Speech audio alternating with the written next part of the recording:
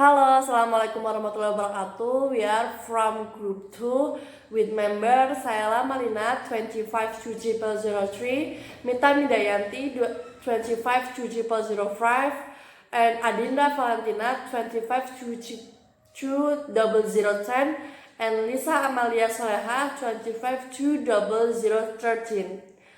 We will explain about language learning and teaching process and young children. These bases are inadequate, however, as an explanation of the extremely complicated process of language learning. Language development is not abstract. In the process, we provide models of simplified language. In this chapter, we examine issues related to language learning. In addition, child language learning strategies and adult teaching strategies are explored. Comprehension, production, and cognitive growth. First, cognition language.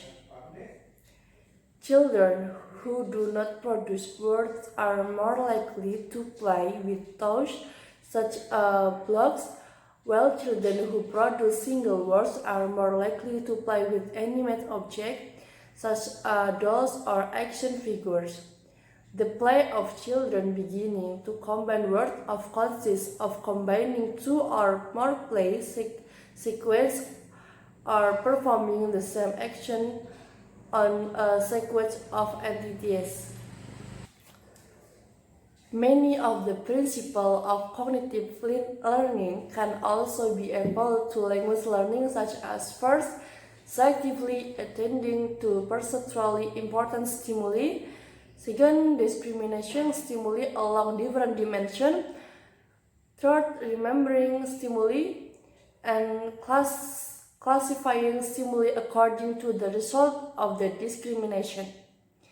Event-based knowledge consists of sequence of events or routines such as a birthday party that are temporal or causal in nature and organized toward a goal. This sequence of event contain actor, roles, prop, and option or alternative.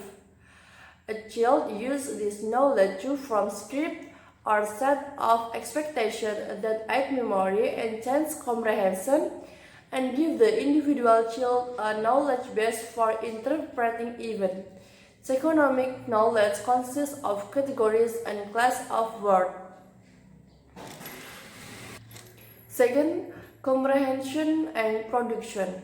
From repeated use, the words that themselves become cues for the event. Preschooler rely on event-based knowledge, while kindergartner use more categorical script-related groupings such as things I eat. The exact developmental relationship between language comprehension and production is unclear. Data from young children suggest, however, that they may employ a distributional strategy for production of certain language from before the comprehension from. Obviously, a child does not fully comprehend the word before he or she produces.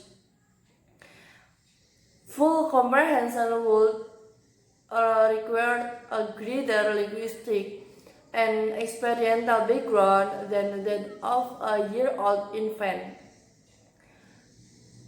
If comprehension precedes production, we would expect a child to understand word combination before using multi-word utterance.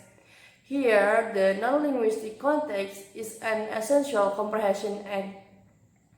In addition, comprehension of a simple sentence depends on recognition of highly meaningful words within it.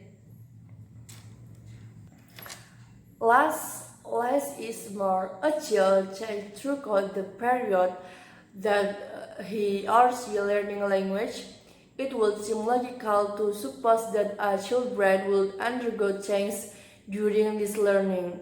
That way, Comsi and his followers theorized that the child was aided by the language acquisition device.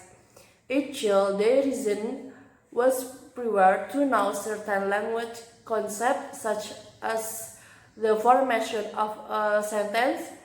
Maybe we can illustrate how limited research and affect the process by looking at young language learners in comparison to older ones. It is well documented that late learner of a language, either a first or second one, exhibit poorer performance relative to early or native learners.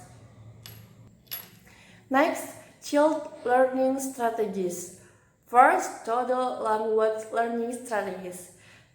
To assume that children aged 12 to 24 months merely speak what they heard is to oversimplify the acquisition of language. A child must use certain learning methods to sort out relevant and irrelevant information in adult and sibling conversation. A child must decide which utterances are good examples of the language for accomplishing his or her communication goals and must hypothesize about their underlying meanings and structure. Second, receptive strategies. When is a word a word? As students mature, they become increasingly adept at acquiring new words under conditions that are not always ideal. Armed with this phonological structure gained by listening to speech, the child can more easily locate word boundaries. By 11 months, infants are sensitive to word boundaries and phonological characteristics of their native language. Although adults modify their speech to highlight word and sentence boundaries to hold a child's attention.